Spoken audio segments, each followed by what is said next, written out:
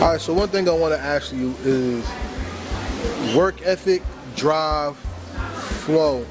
What has driven you to continue being a pioneer in hip hop, behind the scenes and in front of crowds? The pain.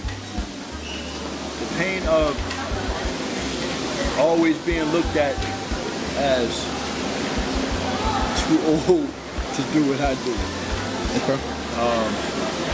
The pain I feel and get when I watch people literally love my work but won't give me the respect because I shouldn't be doing it in the eyes. Okay. I don't know if none of y'all even know what that's like.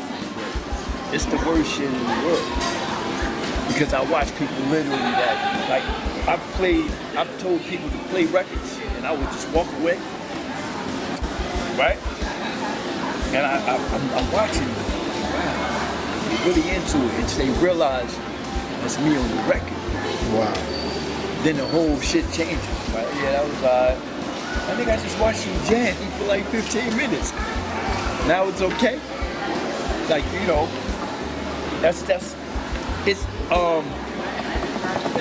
it's terrifying, right?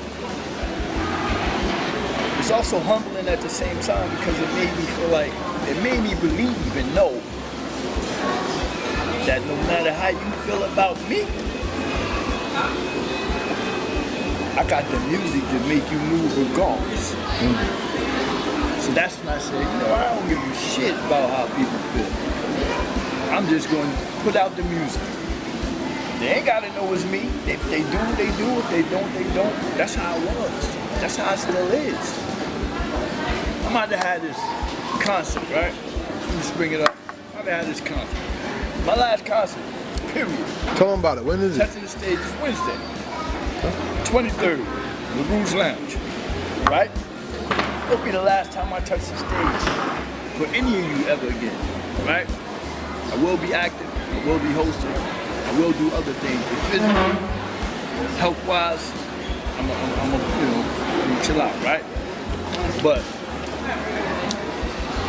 the reviews I got, and I just watched as people realized I was serious about the situation, it was funny to me because people was like, oh man, you know, I enjoyed this and I did that and why are you doing this and why are you doing that? But these are the same people I watch throw tremendous hate throughout the years. It's crazy, right? So I'll be bugging out off that. I trip off of all that, man. That's why I said it's the pain. It's the pain of just knowing that you really not gonna buy my music because it's me. But if you knew it wasn't me, you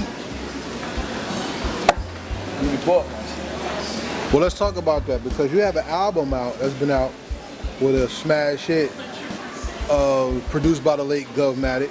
Yeah. Rest in peace. Blackout, Return of the Bad Guy. Return of the Bad Guy, right. Yeah. You have so many different monikers in your career. You got Grumpy. Right. Yeah, you have a dance I name. have a story on that, right? I ain't got a story why I had to change the Grumpy. Well, tell us. I mean, the story is simple. It was real simple, right? Once again, this is what I mean by the pain. I had to figure out a way to get everybody off my back by telling me I'm too old to do this music, right? So I'm sitting in the house one day with Keisha Alexander, one half of Grumpy Entertainment. I said, you know what? I gotta change my name. So she's like, what you mean? I'm like, yo, I gotta change my whole format. In order for me to do this, I gotta change it to where as though undeniably all they have to do is listen to the music. Boom! Grumpy old man. If I already tell you who the hell I am, why would you rob me any further? All you have to do is listen to the music. And there you have it. From there, now, what I didn't anticipate was Grumpy old man being a big, huge part of the youth. Okay. That came later after. But how so? Tell me about it. How so is, you know, the way the logo looks, I think children adapt to the logo, right? Okay. Which, by the way, is my piece, but it's in the colorful form. And the colors that it is, if you didn't know no better, or you see my logo way across the hall or something, you would say that must be something for some kids, right? Okay. So I kind of used that because I love kids and I wanted to teach music, right? So what better way to bring it all together was to have the grumpy old man indulge with some kids. But if I get it to work, there we have it. So then I came up with, well, me and Keisha, we came up with Grumpy Kids, right? Grumpy Kids Foundation. Then I said, well, I used to be in a gang. I'm not active right now, but how do we get these gang members, or just in general, to give back to these kids the way it's supposed to be? Mm-hmm. And that's what we came up with, the breakdown to Grumpy. And the breakdown is? You know what I'm saying? Which is gangs ready to unite for the youth. You know what I'm saying? Okay. Very simple. Mm-hmm. It worked. So Grumpy became alive. I had to put Blackout to the side. I brought Blackout back out when the streets asked for it. Okay. Big difference. Two different people, literally, all the way around the world. From your work with the youth in hip hop, what have been some of the highlights and even some of the hard times that you've done in giving back? Because a lot of people say we don't have the generations getting together. Right. You're saying that you're a testament of that. Oh, so yeah. What has come of it? Well, highs and lows.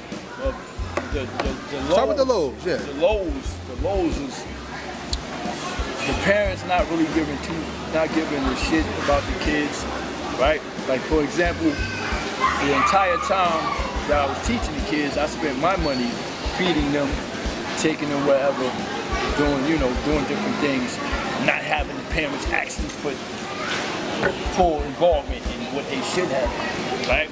Right. Other lows is the quote-unquote politic part of it, right?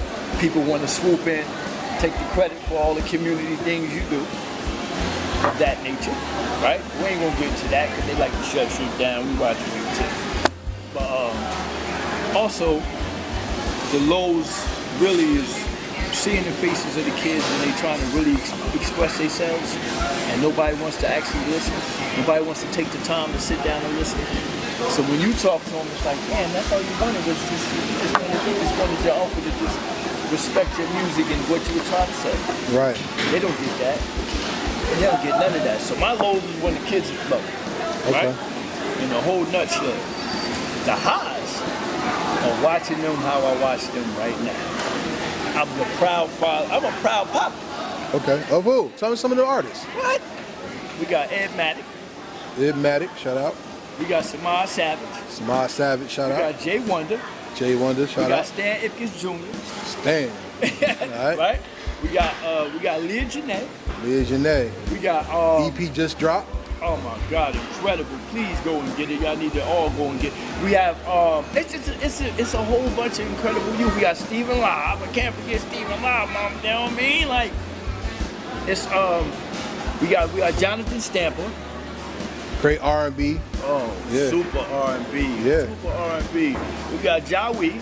Can't forget about him. You know what I mean? Like it's killer. The youth is killing. They got it. Mm-hmm. They got it. I feel so great, so involved about the whole thing. You see how excited I get when I talk about them, right? Mm-hmm. It's ridiculous, man. It's ridiculous. So that's one of the highs, and then also being a part of the community. Period. Let me ask a rapper. Let me ask you, as a rapper, a quote unquote person. Let me ask you. Mm-hmm. If you don't know the community, and you're not involved in nothing in the community. Mm-hmm. How do you expect the community to get behind you? You can't. That's or buy impossible. Anything from you? That's impossible. You can't. This is what I'm saying. I also found just not being, like I said, it's two things you spend in this world: time and money. And if you do both, you always have respect from the people that you serve. So I hear that. So it's impossible to do that. So my question to the quote unquote best lyricists or hardest rappers, whoever you think you are, right? And that's another thing too. Let's just really understand that My category is not in y'all category. That's why we don't compete. I'm an entertainer, yo. I entertain. I don't do rap. I don't do none of that. I entertain. Which means I do a lot of other things besides rap, music. I open up a whole bunch of other doors. Do you know I teach dance? Yes, I teach dance. That's entertainment. When you act, that's entertainment. Right? When you do a skit, when you do a comedy, when you do whatever, that's entertainment. I don't just do bars. So when somebody say, well, I rap better than you, you probably do, because I'm entertained. That's a big ass difference. Right? You're from the school of Busta Rhymes. Right, it's a different Old bracket. Dirty and Diddy. It's a different bracket in all categories. It's a different level of the whole thing. That's why I need people to understand. Like, yo, don't put me in that category. That ain't my category. I don't, you know what I'm saying? I ain't a battle rapper, but I entertain. I can do it. It's another difference.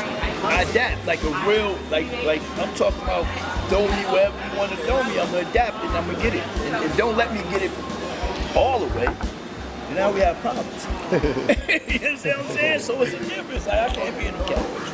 All right. Well, look. You have an album out, Blackout. Is it still on iTunes? It's a Return to the Bad Guy. Yeah, it's still on everything. Still go anywhere you want, go get it. I'm actually. Somebody's asking me to tour. I didn't, that's a whole other subject. We're going to talk about that further down the line. The Return to the Bad Guy was interesting. I'm glad you brought that up. I only did it real fast. I only did it for the street. They asked me. They wanted one last album from quote unquote Blackout. If y'all don't know, that's who I started. That's how I started. That's who I started with when I first started music. But I didn't know how to write yet. Right? So this is the crazy part. I would just go in the booth and just whatever happened. Right? When I learned how to write is when I actually learned how to. Is when I tapped into Blackout, who Blackout was. Blackout actually doesn't give a shit about nothing. Let's just keep that clear, straight up. Grumpy thinks before he reacts. Blackout doesn't. I can bring Blackout out right now and wouldn't give two shits about what I did each moment. Right? Grumpy ain't like that. Feel me? That's why it's two different people. Grumpy is on Return to the Bad Guy, fighting amongst ourselves. Blackout is the rest of the album. You get what I'm saying? You pull that song, Fighting Amongst Ourselves, and you listen to the rest of the joints, you can get the difference automatically. What? Yeah. I'm returned, y'all. And I'ma tell my story. This shit is ridiculous.